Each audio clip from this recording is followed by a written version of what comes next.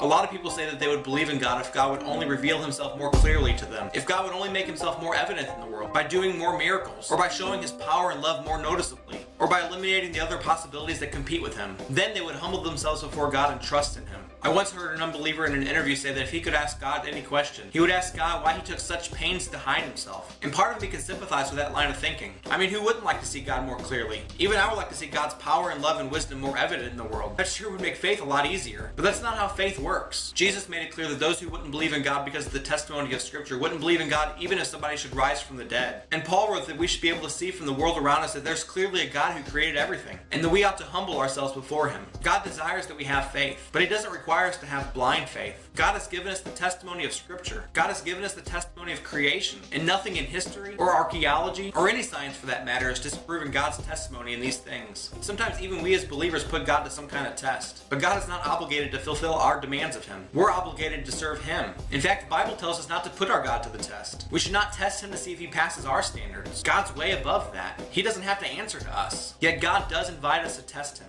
Taste and see that the Lord is good. He will pass that test every time.